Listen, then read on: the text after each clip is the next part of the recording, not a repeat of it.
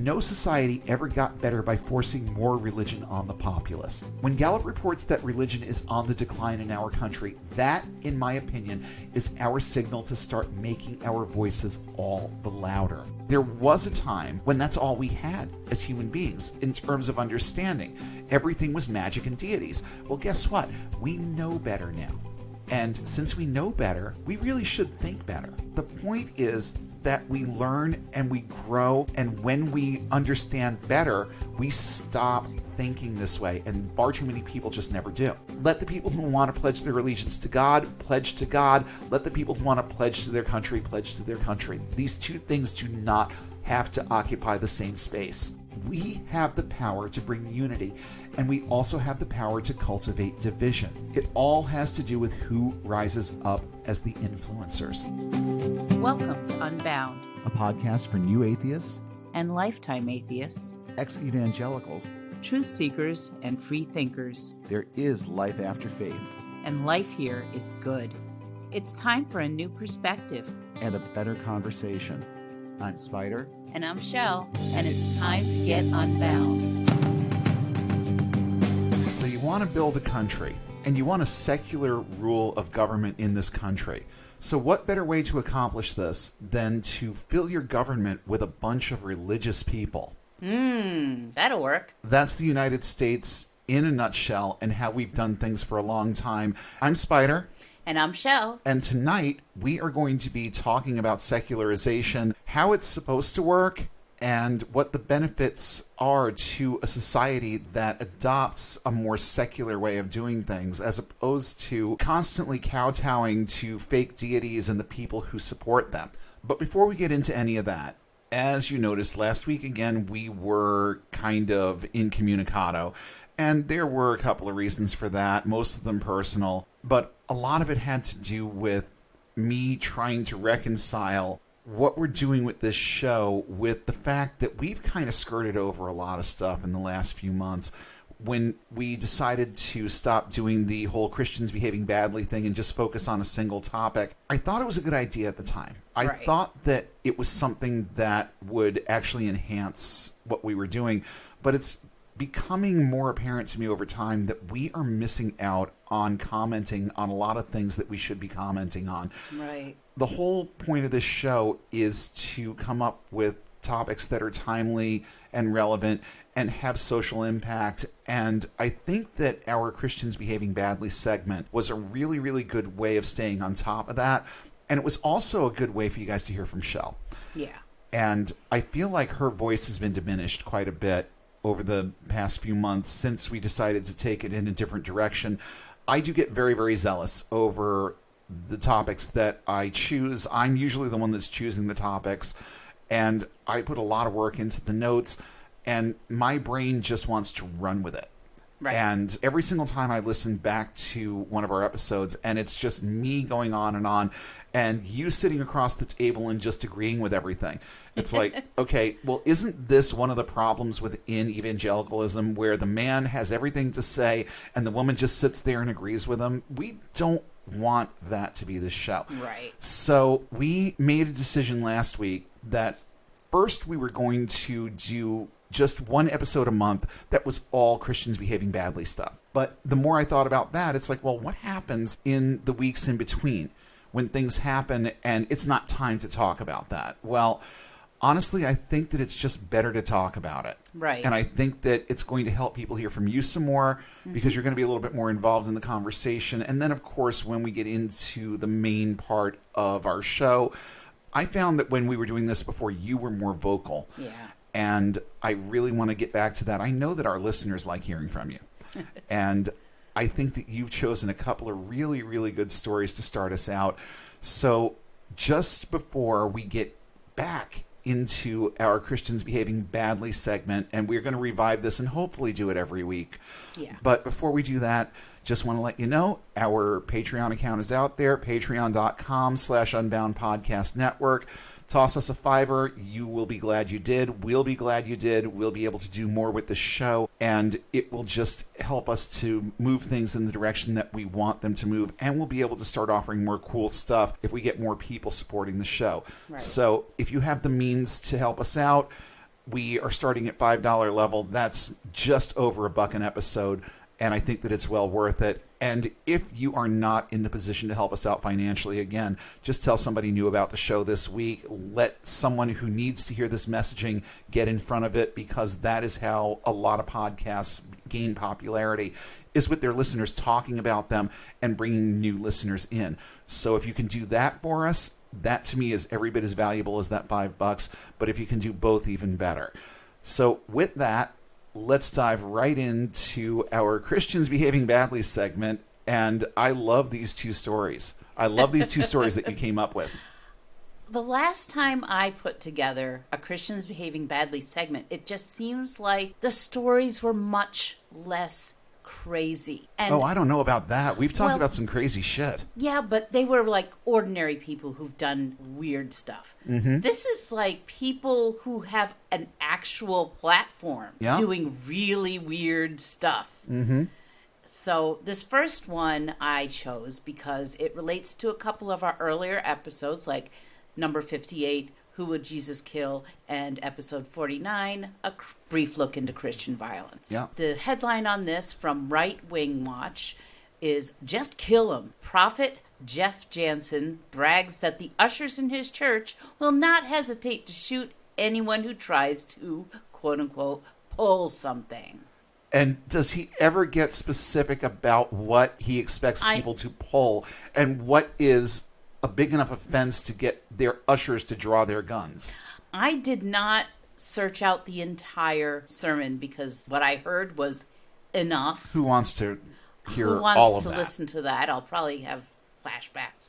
So anyway, Jeff Jansen, a likely name, is a Christian prophet who has predicted things like, well, in February he predicted that Trump would be reinstated by the end of April. And in March he predicted that Trump would be reinstated by the end of June. Not sure how both of those could possibly be true, but I guess his imagination works in mysterious ways. And here is a quote. I believe this is from Right Wing Watch. Self-proclaimed prophet Jeff Jansen spoke at a RAIN conference at Ignite Faith Church in Redmond, Oregon over the weekend. God, these names in these churches. I know. Ignite Faith. That's got kind of a violent connotation to it right there. And reign, as in we're going to reign over the earth. Yes, indeed. I mean, they're not really talking about God. No. They think they are, but they're not. No. That took place over the weekend, where he bragged that the ushers in his church all carry guns and will not hesitate to kill anyone who even thinks about starting something. So you don't even have to start something. You just have to think about starting something. He said, you want to be starting something? You got to be starting something. Stop. Jansen kicked things off by declaring that Jesus was a tough guy and complaining that the church today has turned effeminate, almost homosexual. The church, we are so neutered, Jansen griped. We are so neutered. Are you including yourself in this, dude? If only. If only, yeah, right? If you just maybe got in touch with your feminine side a little bit. Well, I'm thinking more of them being neutered, you know? Because you can't reproduce if you've been fucking neutered. Yeah, this is true. He goes on to make the point in this message that Jesus wasn't a wimp, citing his whip-making and table-flipping abilities at the temple, where they were buying and selling, and then says something that sounds like he's clutching his pearls. At the same time, he's clutching his God-ordained firearm. Oh, Jesus.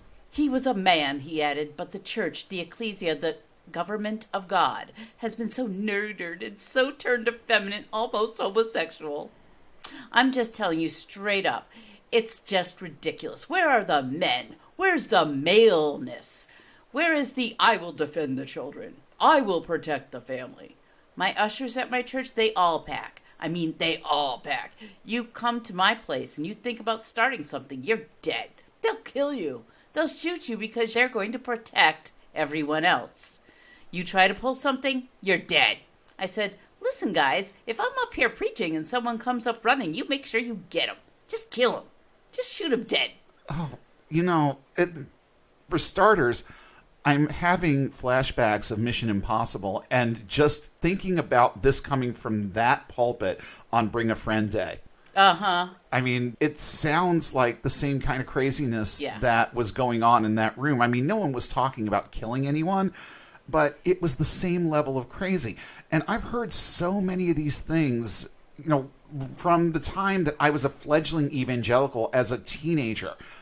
We were talking before we sat down to record about that one convention that I went to, and they had us singing this idiotic song, I'm not a wimp, I'm a warrior. Yes. There's that part of it. And then when we're talking about where are the men, all I can think about with that is at some point at Faith Assembly, our youth pastor decided that it would be a good idea to put together this group that was just for the male members of the youth group. Oh, boy. And started out the first meeting with this song. I'm pretty sure, I would have to look it up again. It's really just coming back into my head right now.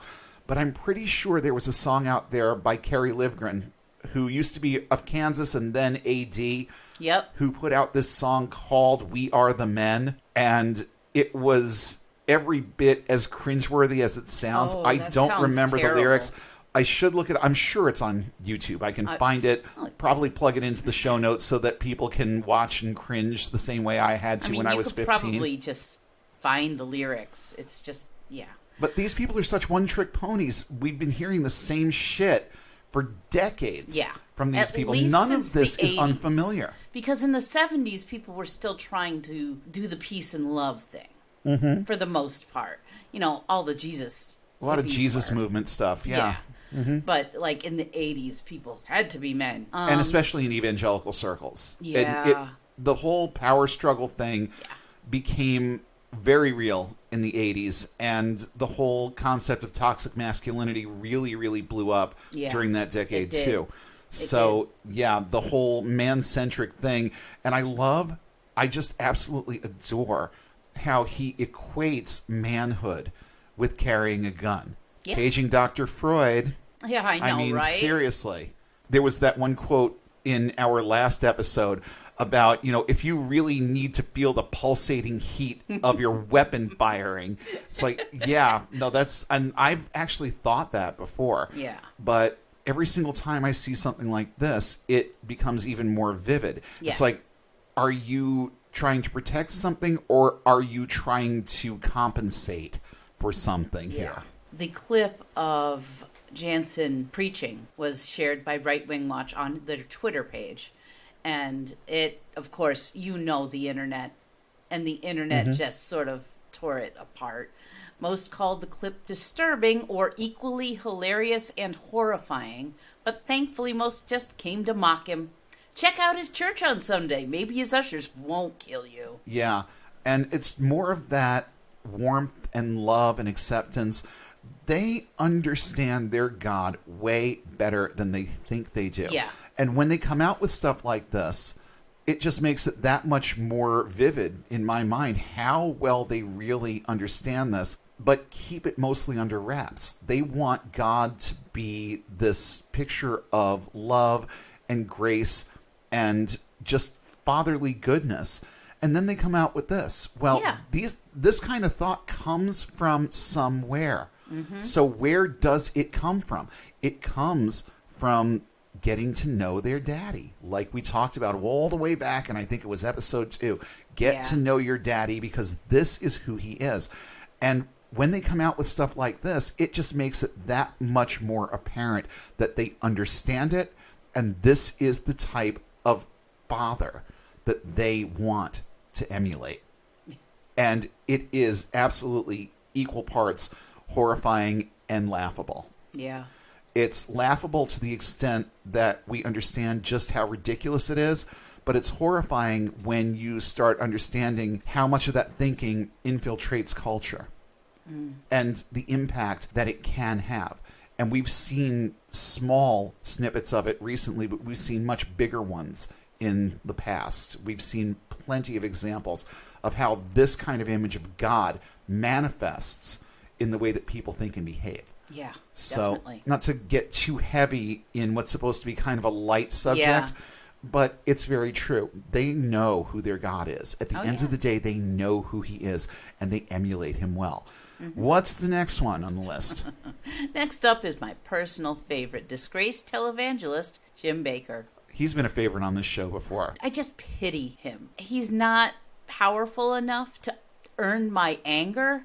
He's just really pitiful at this point. He's always been pitiful. Well, yes. Most of these guys are pretty damn pitiful. Right. Well, along with his buckets of rapture chow, he also peddles another big business of evangelicals these days, conspiracy theories. These go great with the misinformation and shady business deals his end time broadcast also sells. Now, can you stop just for a second and remind people what the whole rapture chow thing was? Oh, because that yes. was another one of his scams. Well, yeah, he sells these big buckets of dehydrated food for when the rapture comes, just in case you're not Jesus-y enough to go in the first wave. Yeah. I guess. Yeah. It's really fuzzy on why these things are a thing, but yeah, you can buy huge buckets of dehydrated meals. He was big on the not disaster prepping, doomsday prepping. Doomsday prepping. That was his thing for a while there now, and I'm so just he's kind of shifting his marketing a little. Yeah, it's really like, this is extra. So, last week's guest on his End Times broadcast featured right-wing conspiracy theorist Steve Quayle, who has a long history of promoting all sorts of wild things like aliens and transdimensional beings, and is now featuring something I hadn't heard before. Not in this context, anyway. Can you guess? Well, only because we discussed it, but just brace yourselves, people, because here it comes. Zombies! What's in his head? What's in his head? Zombies? Zombies? Zombies? Zombies? Oh my God, I just got that. All right. Took you a second. That took me a second. I'm not thinking of it, so. Quayle suggested that material collected from nasal swabs and South End swabs. Would that be the South End of Springfield? What the fuck is he talking about? I know what he's talking about. Yes, I do too, but it's like, really? You can't just say it? Yeah.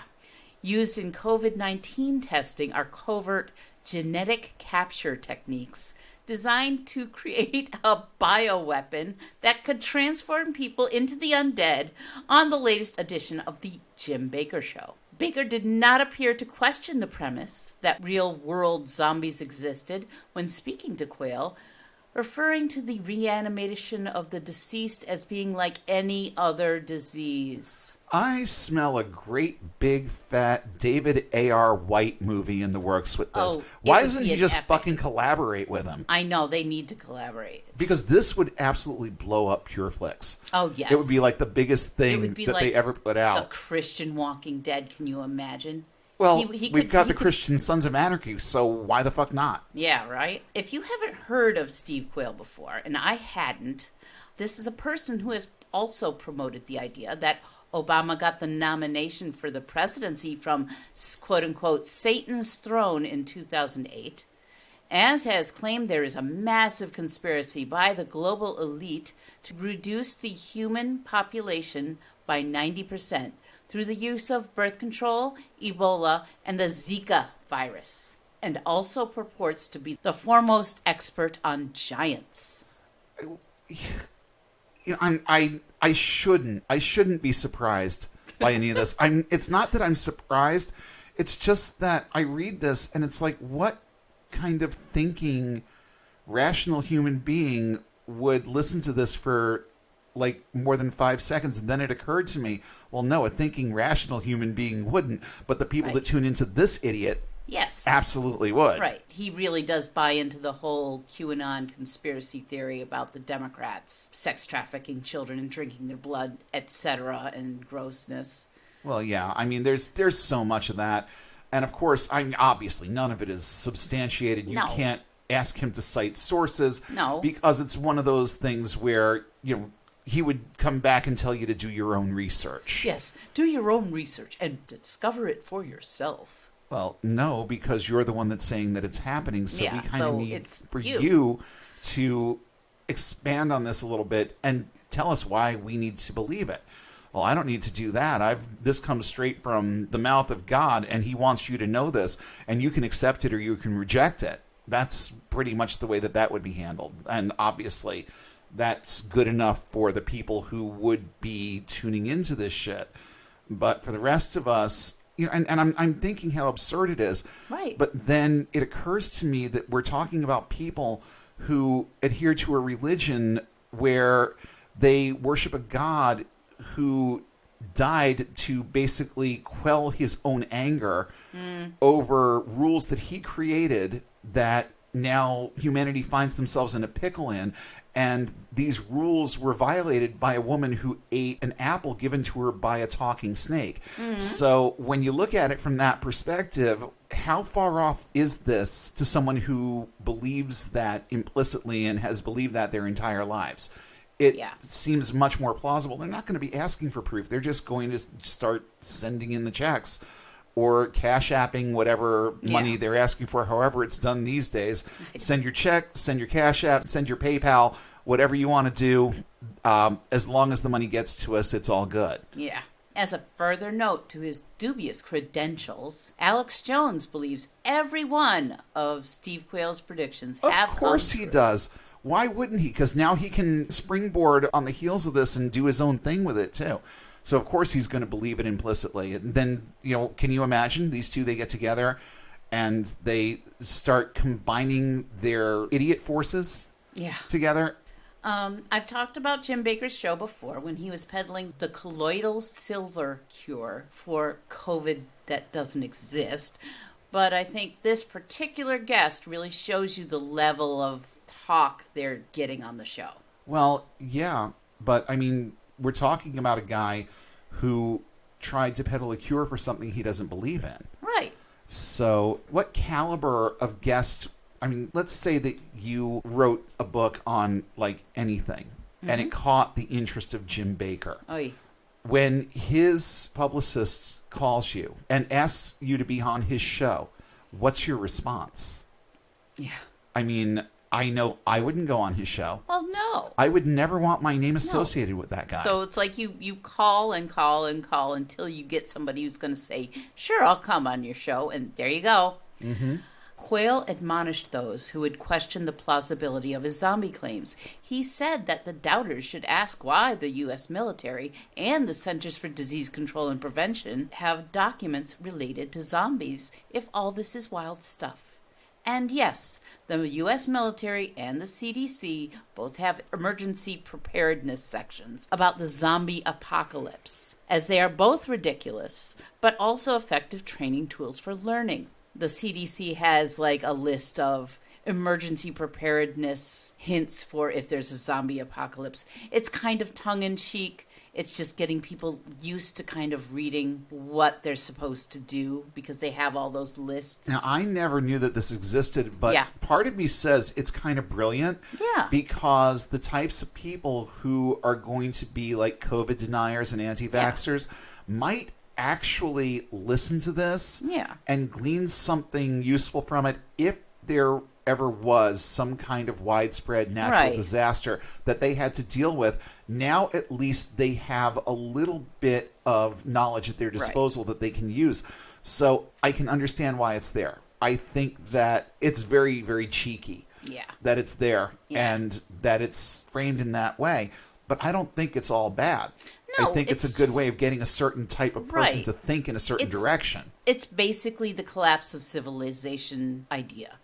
You know, the U.S. military has, and some of these titles are hilarious, like the chicken zombie apocalypse, the vegan zombie apocalypse. Chicken zombies. Oh, my God. Poultrygeist. That just jumped right into my head. David Troma. Yes. Oh, my gosh. No one is actually saying zombies are real. They're just using it as a tool to, in the U.S. military's case, do war games with a certain premise that this is going to happen and this is how you deal with it. Right. This is how you deal with the total collapse of civilization. How are you going to help people? How are you going to keep people safe? Right. You know, that type of thing. Right. But I can't even condense the amount of wild stuff Quayle is saying here. So here's a quote from his segment of Jim Bakker's show. That's only part of the story. Zombies also have the evil spiritual entity known as demon possession. Oh, Jesus. The best way to explain zombies' bloodlust is this: the appetite of demons expressed through humans, Quayle continued. It should be astonishing to people that the richest people in the world, not all of them, but some of them, are into occult ceremonies where they have to drink blood that's extracted from a tortured child. Now that's sick, but that's the appetite of demons expressed through humans. You know, I haven't heard stuff like this in quite a while. It's starting to give me satanic panic flashbacks. It and is. Oh my God, Yeah. they're such one-trick ponies. I know. They keep recycling all this shit. Whenever they think it's relevant, it just keeps coming back. Yeah. And this is not the end of that quote. They can induce zombieism, at least the appetite for human flesh, he added. If this is all wild stuff, why does the military have a manual about it? Why does the CDC even have anything on their website? And remember, the Center for Disease Control, or Creation, I call it, that's my opinion. The whole subject of zombies could just be boiled down at one end to a genetically modified human that is no longer human on the level that you and I or a living being is. Then that corpse, that walking animated, that's a better word, it's not living, an animated corpse is possessed by a demonic entity. That demonic entity has knowledge, it has sentience, it has, how do I say this? There's a purpose to do nothing else but to destroy. So they're Terminators. Demonic Terminators. The demonic zombie Terminators. We are in danger from the demonic zombie Terminators. David A.R. White, are you listening? Are you taking notes? This is hot gold stuff. This is PureFlix gold right here. Right here. You should make this movie. And make it as gory as you want. I would watch this movie. We know you have the blood buckets. I would watch this movie. I would watch this movie, and then I'd want Gam to review it. I would watch this movie. I would do several dabs, smoke a bowl, and eat a couple of edibles and sit down and watch this movie. Yeah. I totally and completely would. So, definitely. You know, I don't find myself speechless over some of this craziness often, but I'm just sitting here and I'm reading this quote as you're delivering it. And I mean, I said it earlier, I shouldn't be surprised by anything that comes out of evangelical Christianity, but I am constantly amazed at how they pull things from popular culture. Yeah. And try to take ownership of them and try to give them their own slant. And this is just another example of this. The whole concept of zombies is not something that is novel. No. In popular media. How many seasons have we had of The Walking Dead so far? How long has the... Far too many. Yeah. I'm just going to put that out there. Too many. It stopped being a good show after like 2 or 3 seasons. Yeah. And some people are sitting out there saying blasphemy, and some of them are saying, oh, it was only 1 season. And everybody's right. As far as I'm concerned, you know, if that's your brand of escapist entertainment, then more power to you. I didn't make it past the first Negan episode, but that was just me. The way that they take this stuff and put their own slant on it, it's like we were talking about when we were discussing the other David A.R. White movies. Yeah. They put their own slant on it, but it's not that different than what you're going to see from some kind of mainstream production like The Walking Dead. The only difference is that they stamp it as Christian, and in the minds of pretty much any evangelical out there, that just by definition makes it okay. Yeah. So now they've got it into their heads that they can actually make money with this. So of course they're going to run with it. And of course they're going to put this kind of a slant on it. So did you have anything else you want to say about it? Yeah, that particular story just had me dumbfounded. I was like, how are we even talking about this in the year 2021? How is this even a thing? This is like vampire hunters back in like the 1600s, 1500s.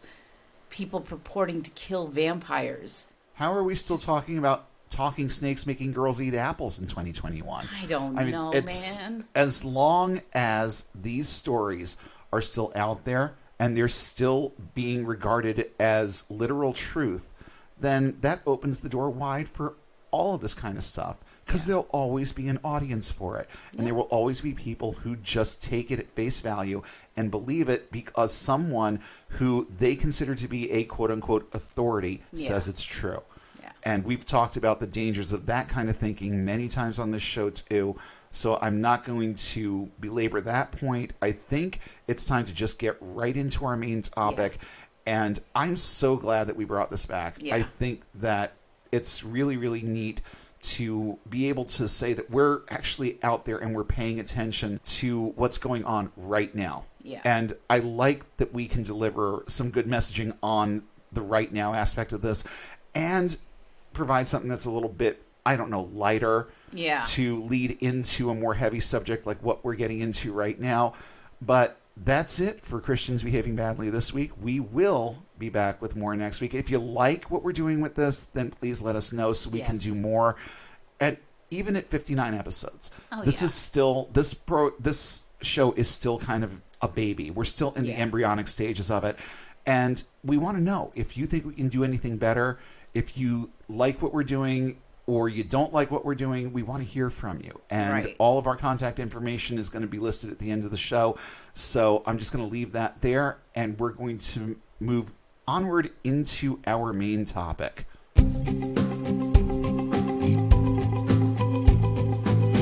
So what is secularization? Well, according to Google Dictionary, which I think links directly to dictionary.com, secularization is defined as, quote, disassociation or separation from religious or spiritual concerns. In anthropological terms, secularization is the natural progression of our species as human beings. We start out explaining everything we don't understand by attributing it to magic or to the actions and behaviors of various deities. Then we start discovering things, understanding things better, becoming more independent, pursuing knowledge, solving problems, and much, much more. Eventually, we figure out that all those things that we attributed to, quote, the gods have natural explanations which diminish the power and influence of deities in our thought processes. We stop depending on belief for our understanding of ourselves, our nature, etc., and start seeking out hard answers. Well, at least that's what's supposed to happen. But these brains of ours are still geared toward belief. It's one of the curses of having an advanced intellect, I think. We can make ourselves think whatever we want, and we can influence thought in others. If we choose to perpetuate the notion of deities being behind everything, the notion will remain in the minds of people. And that's where problems start to creep into this equation. Naturally, we're supposed to grow and move past this. We're supposed to learn things, we're supposed to become smarter, and we're supposed to put away these notions of magic and gods.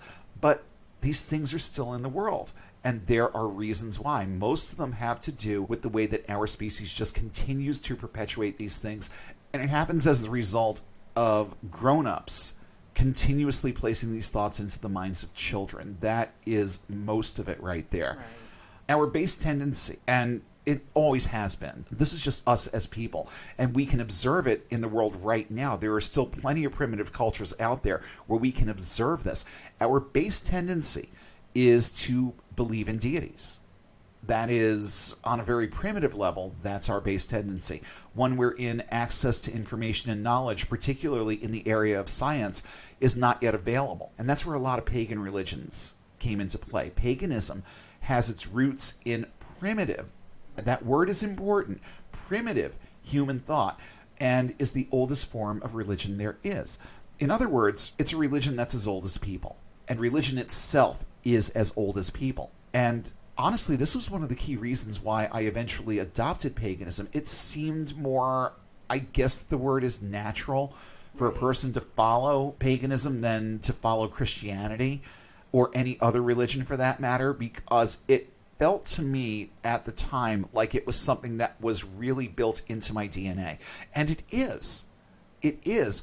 But the point is that we learn and we grow, and when we understand better, we stop thinking this way, and far too many people just never do. So all of this is true of us as human beings. This is part of our makeup. This is who we are. This is where, or I should say, this is where we have come from. But it's not so true in a society that has found so many of the real answers to things that paganism only ever guesses at. Just for the sake of example, when you don't understand what static electricity is, your only other explanation for lightning is probably going to be things like magic and deities. Thor is the god of thunder. Well, thunder doesn't happen because a god makes it happen. It happens because hot air and cold air come rushing into each other. Right. And that's where that sound comes from. It's simple physics. It has nothing to do with a god. There was a time when that's all we had as human beings in terms of understanding. Everything was magic and deities. Well, guess what? We know better now. And since we know better, we really should think better. I mean, to me, it's just, it's an elementary concept. If you understand something better than your distant ancestors did, then you shouldn't continue lending deference to them just because you respected them or their views or anything like that. Well, maybe those views were respectable at the time, but we know better now. And it's time to start thinking in terms of what we know and not what we want to be true. Our intellects are designed to eventually think past those tendencies, and that's on an individual level and on a species level. The problem is that too many modern people who have every reason to reject every iteration of religion there is still adhere to belief, either because of influences that go back to their infancy or because at the end of the day it's still how we are wired. Old habits die hard, especially when they're in your DNA. It's also easier to believe in something than it is to think about why we believe it. And sorry, most people out there are lazy as fuck when it comes to thinking about anything. And yes, some of these tendencies run as deep as the building blocks of our makeup. They do. They are hardwired in there.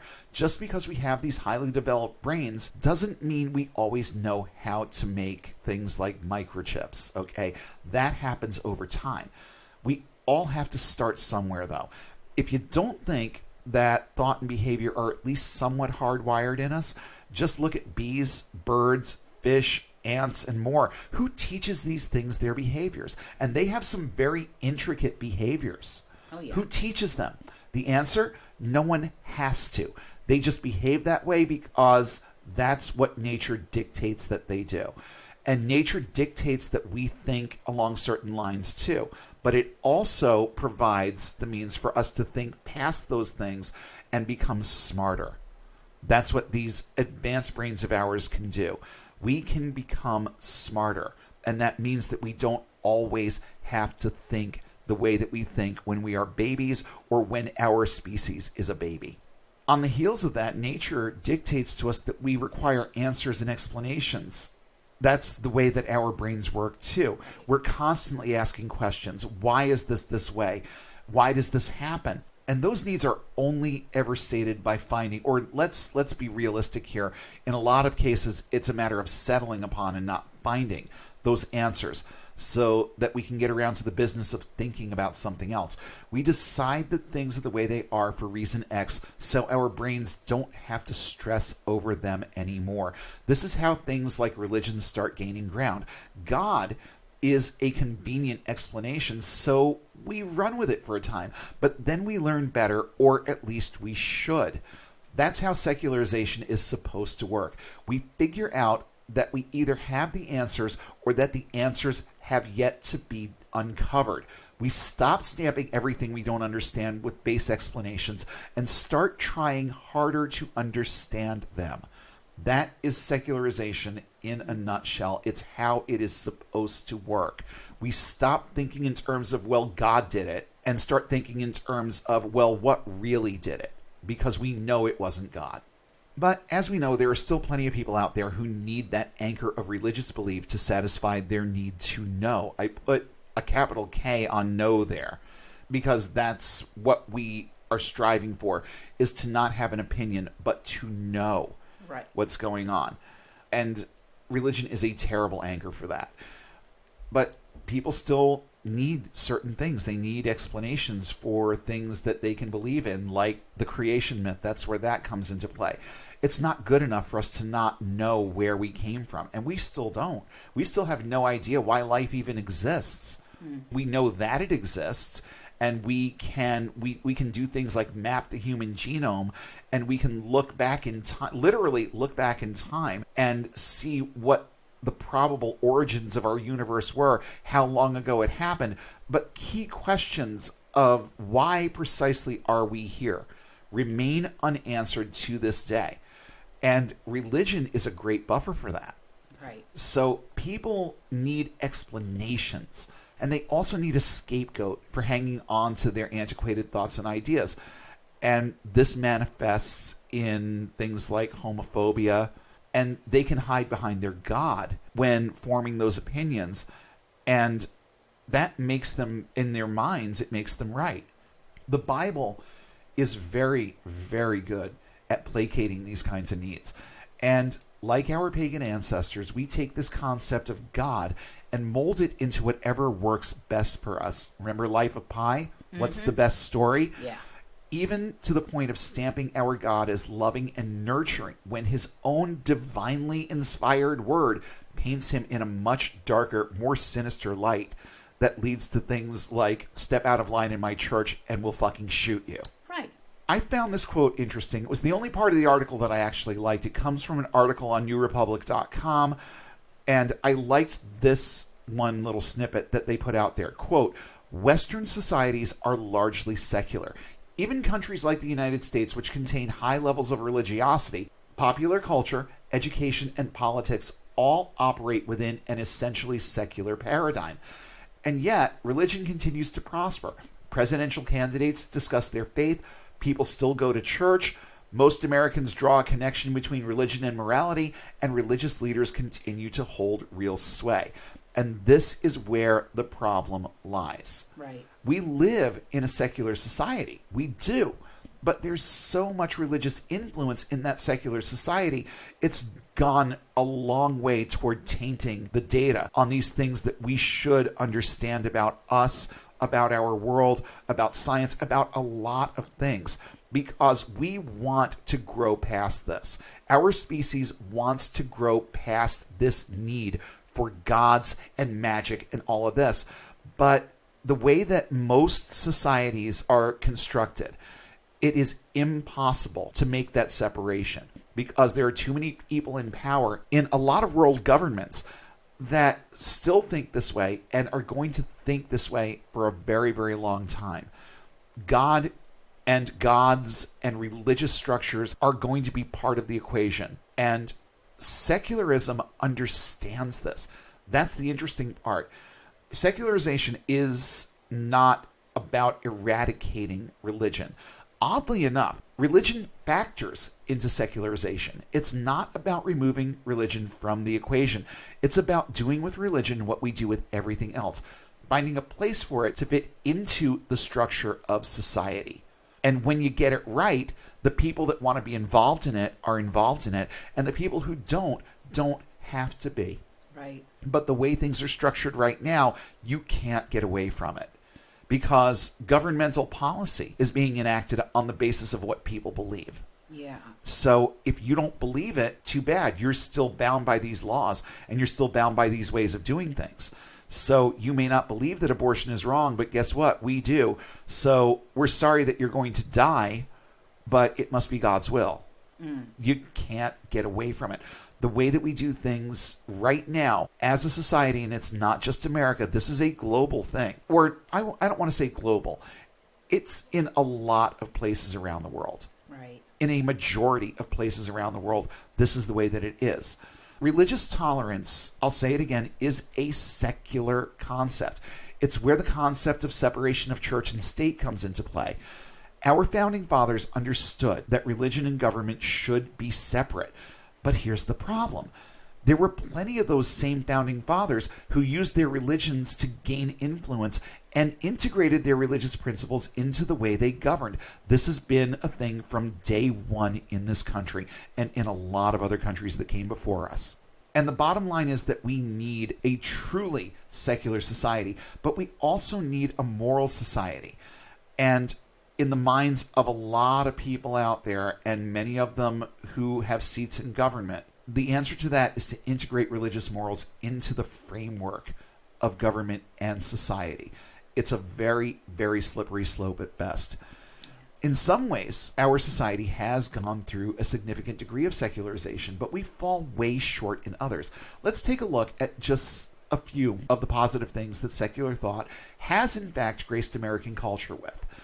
There was the end of Prohibition. Now, of course, Prohibition was on the other side of the equation. Right. That had very, very religious and moralistic origins. Women's suffrage.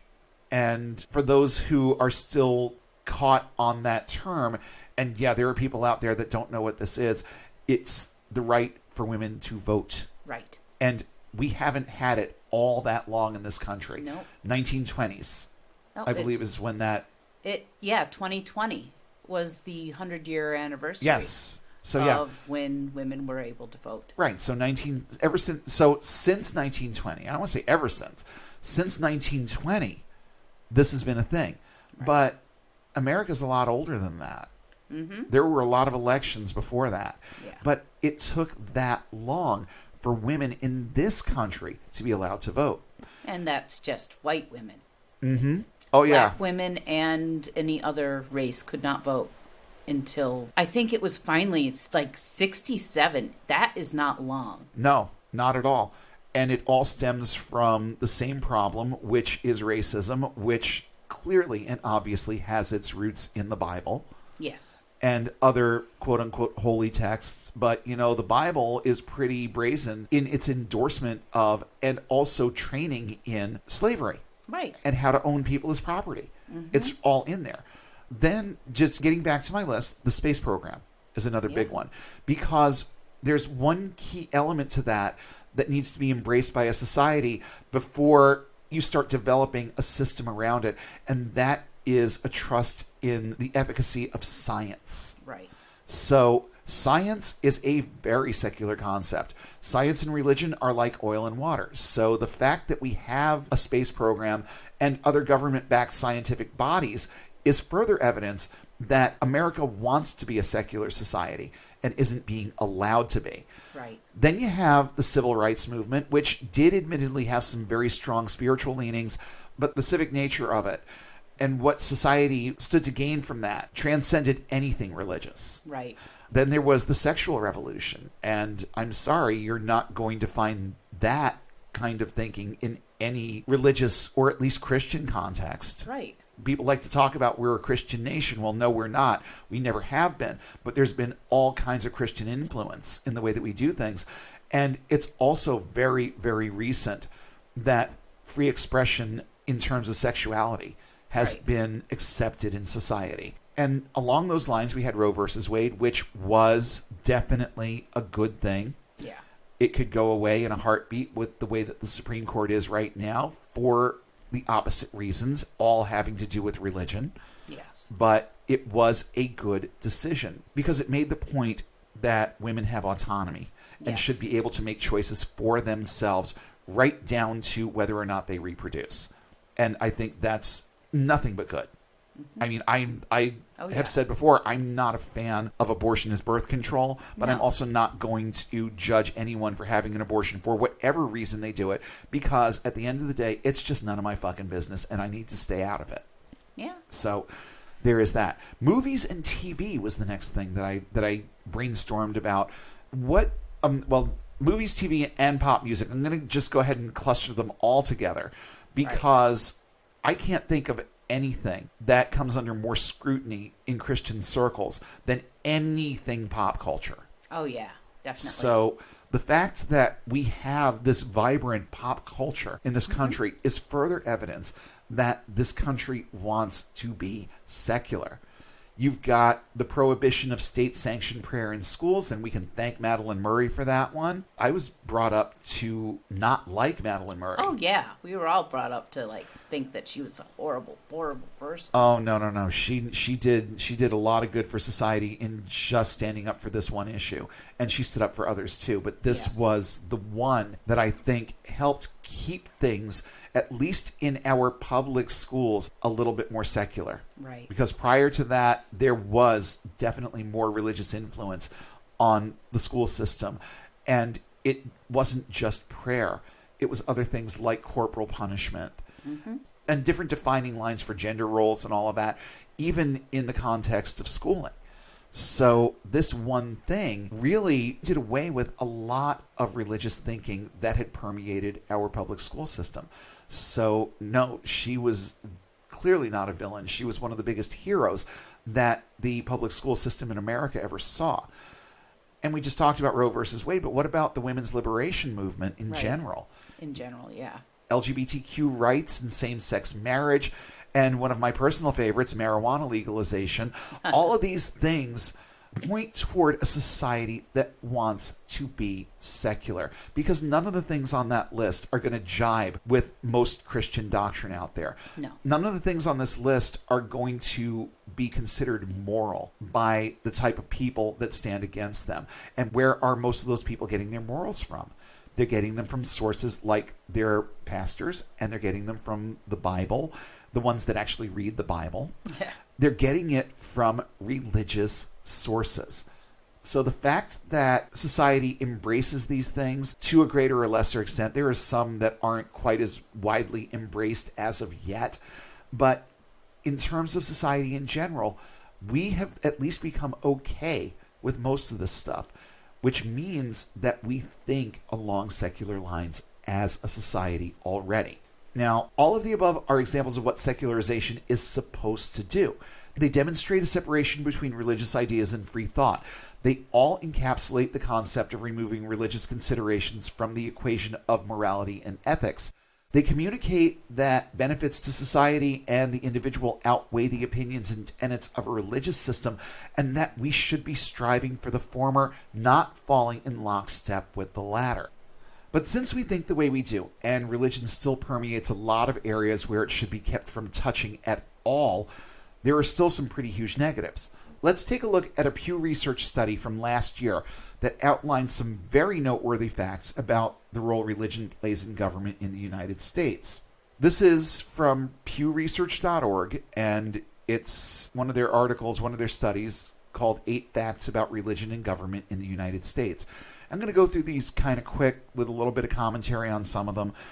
First and foremost, they observed that while the U.S. Constitution does not mention God, every state constitution references either God or the divine. Think about that. Every state constitution has theistic messaging in the document, which I find shocking. Yeah. But not surprising. Right. Say that there's a difference. Congress has always been overwhelmingly Christian. Well, we knew this. And roughly 9 in 10 representatives, that's 88% of the current Congress, identifies as Christian. And they've got a nice little infographic here. The link will be in the show notes for you to look at. But this really is an eye-opener, and it's not even along conservative or liberal lines. You've got 136 Republican representatives and 97 Democrat representatives that call themselves Protestant. And that's before you look at the ones that identify as Catholic, Jewish, Mormon, and any of the other religions that are very, very, very minutely represented. Right. So 53.7% of the members of Congress are Protestant, 32.5% are Catholic, and then you've got 6% Jewish, 1.4% Mormon, and then, it diminishes from there. There's Muslim, Buddhist, Hindu. There's a few others that are represented there, but they're in very small numbers. Almost all U.S. presidents, including 45, have been Christian. Well, you want to call 45 a Christian, go right ahead. Yeah. And many have identified as either Episcopalian or Presbyterian. That actually surprised me, that there was a large Episcopal presence in government. But the more I thought about it, the more I thought, well, it really shouldn't surprise you. Right. Because what is our government modeled on? It's modeled on the way that they did things in Great Britain, because that's who came here. Right. In the first place. So a lot of what we understood about government came from where we came from. Right. And one of the core governing body, well, not governing bodies, but the core religious body in England is what? The Anglican Church. Right. And what is the Episcopal Church? It's the Anglican Church in America. Right. So it really shouldn't be that surprising. Mm-hmm. Roughly half of Americans feel it is either very or somewhat important for a president to have strong religious beliefs. So when you combine the numbers, it's about 52% who think that the president should be religious. That's kind of scary. Yeah, but is. It also, there's also the balancing effect there with the results of the latest Gallup poll that show that for the first time ever, less than half of Americans consider themselves to be religious. Right. So there's a little bit of a balancing act going on there. Mm-hmm. There's the half that think that the president should be religious, and then there's the other half that really doesn't give a fuck. Mm-hmm. They just want to live their lives. Americans are divided on the extent to which the country's laws should reflect biblical teachings. And it's a really, really close race here. 49% to 50% and like 1% undecided on that particular subject. More than 6 in 10 Americans, that's 63%, say churches and other houses of worship should stay out of politics. That right there is encouraging. Yeah, definitely. And it's part of the reason why evangelicals are starting to lose their foothold. Yeah. And they are. Any way you want to look at it, they are. There's a lot of them, but they're not as strong as we think they are. How many times have I said it just in the last few weeks? Only about a third of Americans, that's 32%, say government policies should support religious values. I love how these numbers balance themselves out, and they clearly show that we are moving in the right direction for a society to become truly secularized. And this is a good thing.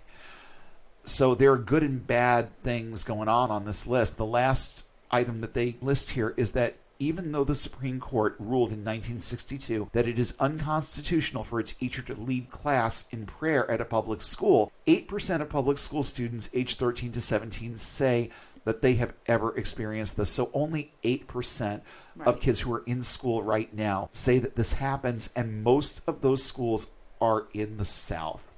They're in the Bible Belt and in places where it's just going to be accepted.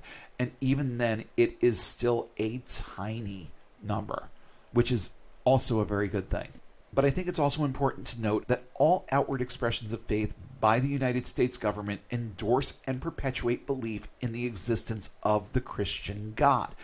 Is it any wonder at that point that evangelicals think that they own the government?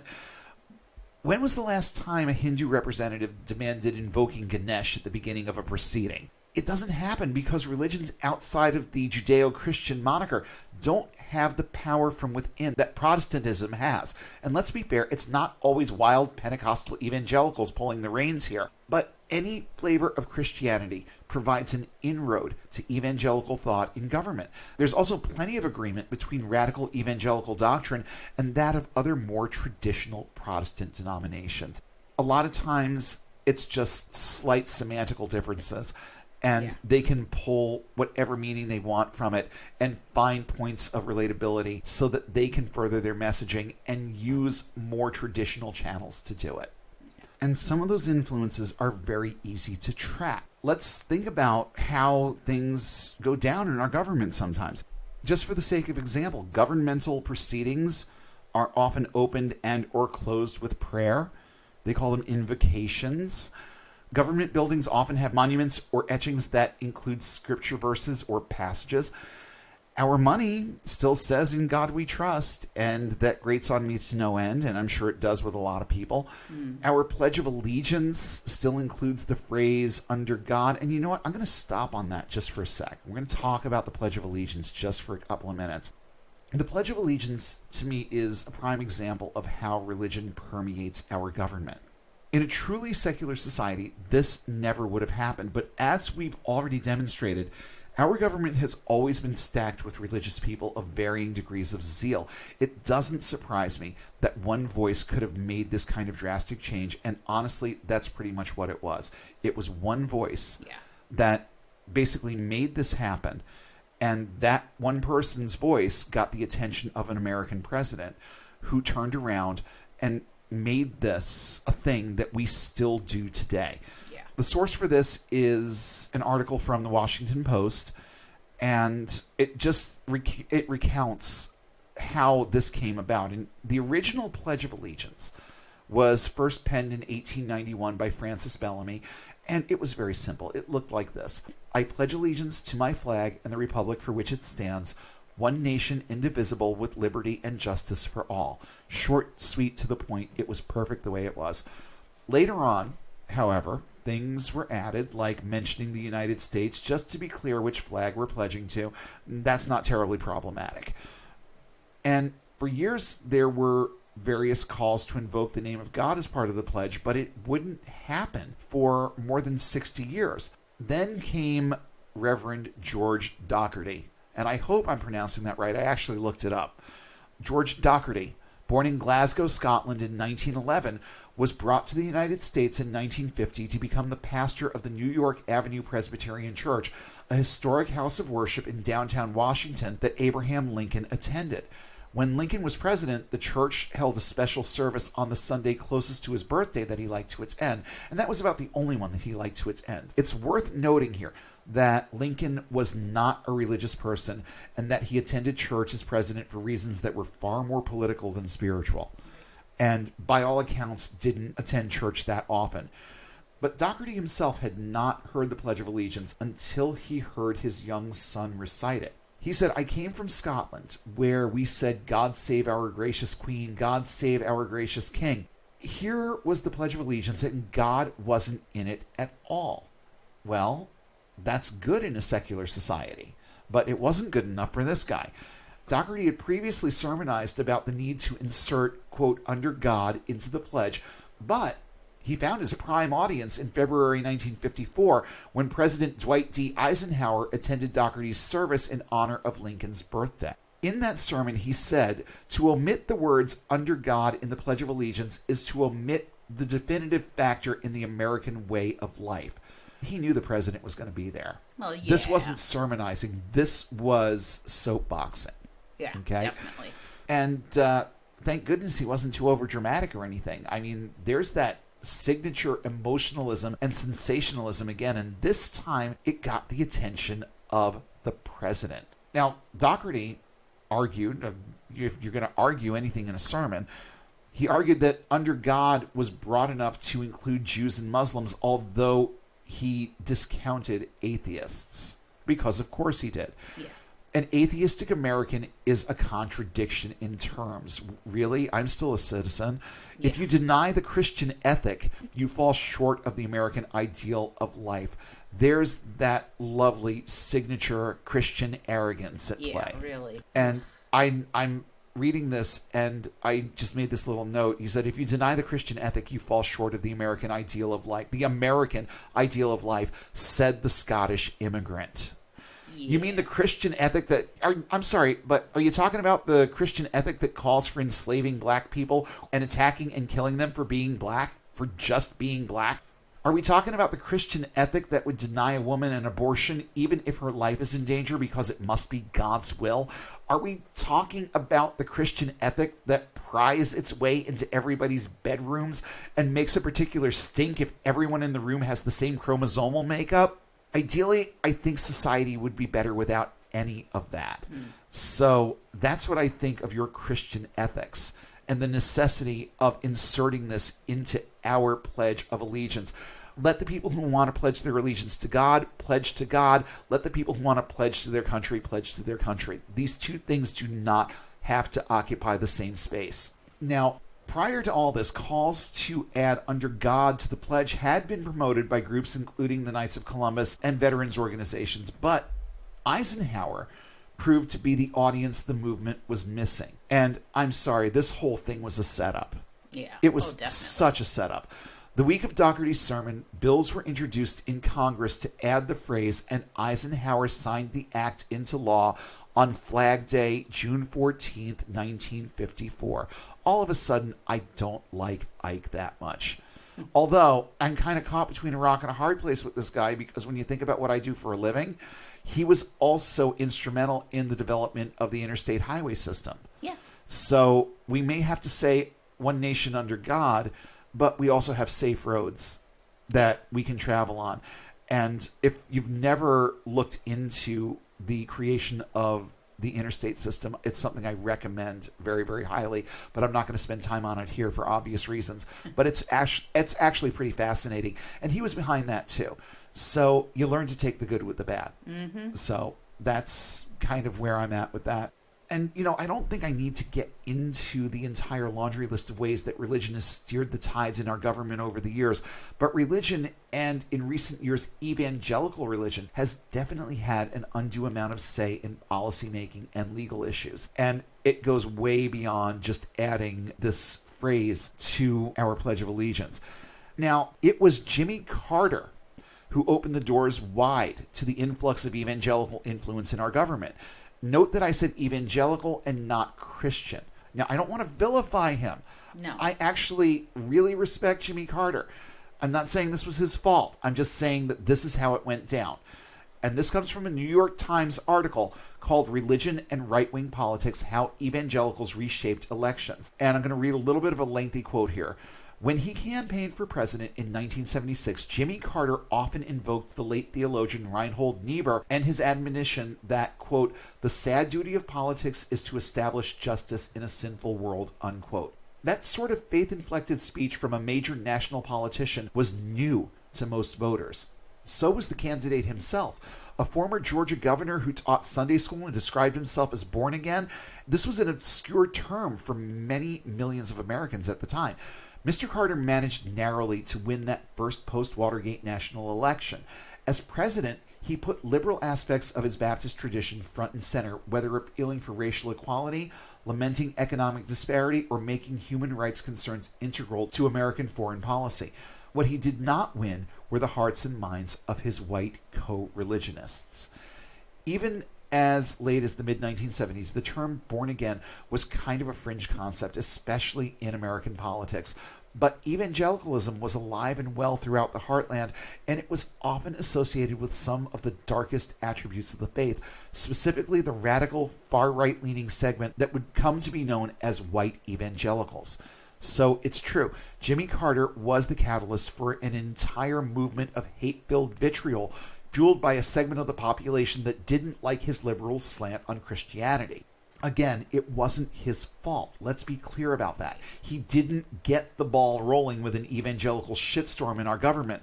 But how dare you be a liberal and call yourself a Christian?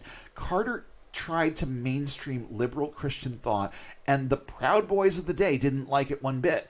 When confronted with the aspects of their religion that didn't relate directly to their own personal gains and benefits, they had to start pushing back, and push back they did.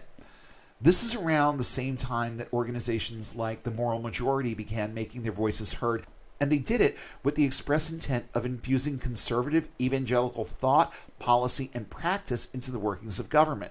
It was and is a platform of desecularization designed to ultimately steer America in the direction of theocratic governance.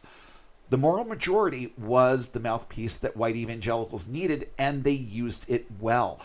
Prior to the development of that organization in particular, evangelicals tended to keep out of politics, as any secularized society would dictate. The fact that they managed to gain momentum for decades is a warning that things can easily change course, and that we as free thinkers and secularists need to pay attention. Today, we are definitely seeing a loss of momentum in evangelical influence. I think the fact that they couldn't keep a tyrant leader in office, coupled with the very public, toddler-esque way that they handled their loss in the last election, are showing America and the world that they are not only losing their foothold, but that they have no practical, sane, logical, or even mature way of managing their messaging, and it's time for radical, sweeping change. And there are loads of things that I think just flat out need to go. And here are just a few. And when I say just a few, there's quite a few. Yeah. First, in God we trust needs to be off our currency. The under God part of the Pledge of Allegiance needs to go the way of the dodo also. Tolerance of racism and governmental systems that are designed to keep people, mostly minorities, poor, dependent on government, and in their place, like what God expects from his children. These things need to go also. We need to cut fewer welfare checks, refill fewer EBT cards, and make education and job training more accessible to the people who fill the welfare rolls, because most aren't there because they want a free ride. They're there because no other viable, attainable way out is being presented to them. Next, we need to get rid of religious influence in politics outright. We need to do away with tax exemptions for religious organizations. We need to start holding religious charities accountable for the money that they collect and where it goes. We need better checks and balances on high-level justices that rule based on personal beliefs and not the rule of law. And we've seen this several times with this current Supreme Court already. Yes.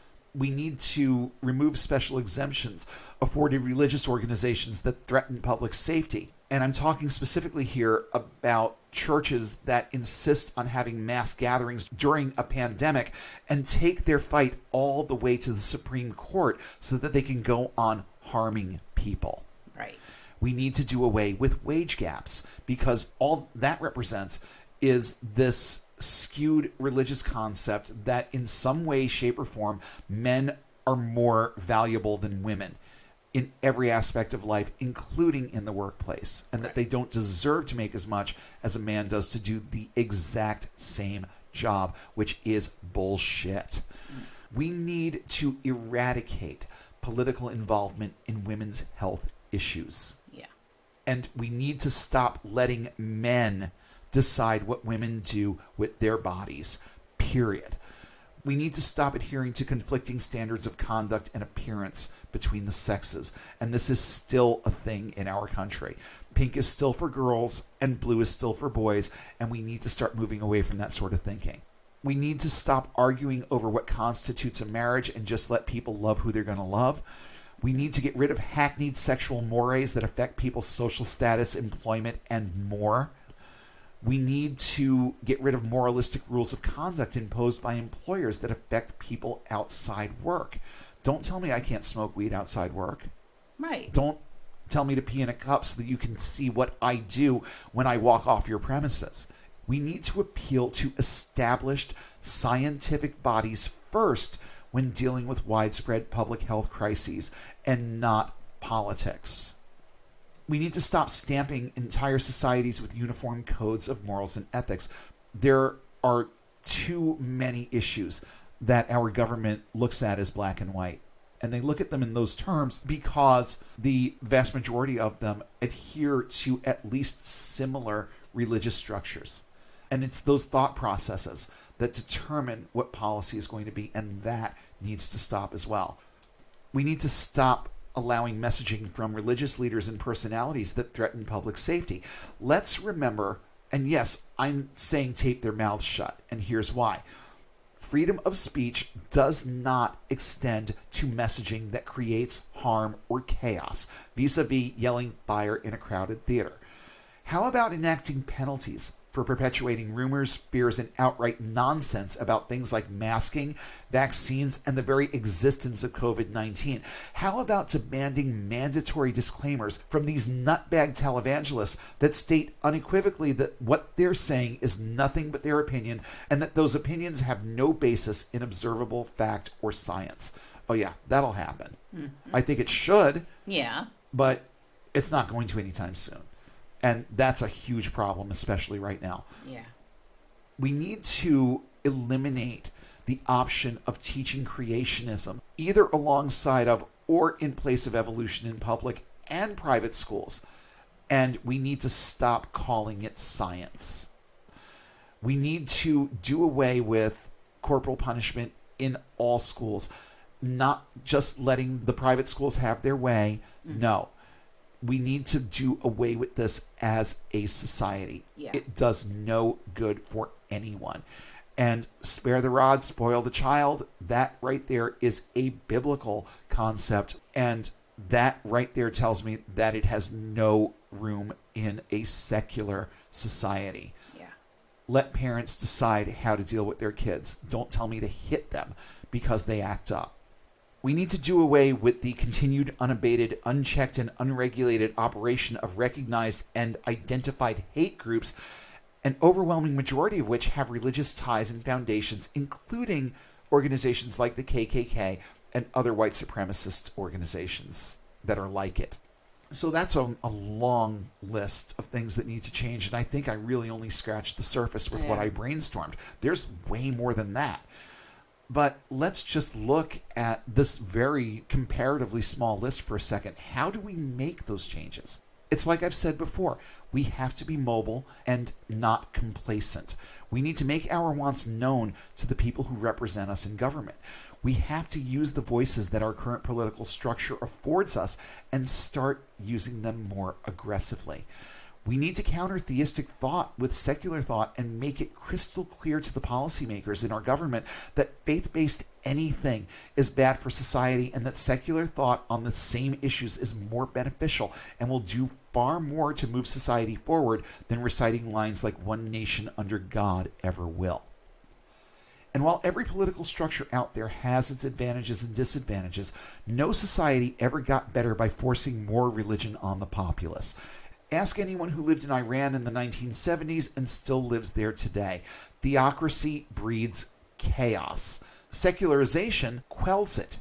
Theocracy brings division. Secularization promotes cooperation. Theocracy demands conformity in thought and actions. Secularization acknowledges that all viewpoints matter. Yes, even religious viewpoints. It just does a better job of keeping certain things in places where they benefit the individuals who want to engage in them and don't have undue influence over people who do not. If we want our government of the people, by the people, and for the people to not perish from the earth, it will take coming to an understanding that all people's views, wants, and needs matter, and it will take no longer weighing decisions on how to govern against Bronze Age thought or lending deference to religious systems that show a greater propensity for causing division among people than they ever will in bringing them together. United we stand, divided we fall is a concept that I think has gotten lost in the last few decades in American politics in a major way. Let's keep in mind that we have the power to bring unity, and we also have the power to cultivate division. It all has to do with who rises up as the influencers. Let's also remember that the most important line in the Pledge of Allegiance is not one that has to do with God, but with the concept of liberty and justice for all. When Gallup reports that religion is on the decline in our country, that, in my opinion, is our signal to start making our voices all the louder, to make people understand that taking our cues from fake gods will not get us anywhere, and that the time for reasoned, rational, secular thought is upon us. At the end of the day, we don't have to go on being a nation divided along theistic lines. It is possible to come together and move in positive directions under common purposes. It is possible to find key points of agreement that keep everyone's right to life, liberty, and the pursuit of happiness in focus. And it is possible to be strongly united as a people while at the same time being and remaining religiously unbound. We hope you enjoyed this episode of Unbound. Show topics are chosen based on their timeliness, relevance, and social impact. Have suggestions for future topics? Email us at unbound.podcast.network@gmail.com with all your comments and feedback. Please don't forget to like, share, and throw a few 5-star ratings our way, and follow us on all major social platforms. And don't forget to hit subscribe if you haven't already. Links to our social pages, as well as a full list of cited sources in today's episode, are listed in the show notes, available at our website, getunbound.org. That's get-unbound.org. If you value this resource and would like to see it continue, please consider supporting us on Patreon at the link in the show description. And be sure to check for new updates every Sunday when we'll come together again and take one more step toward getting and staying unbound.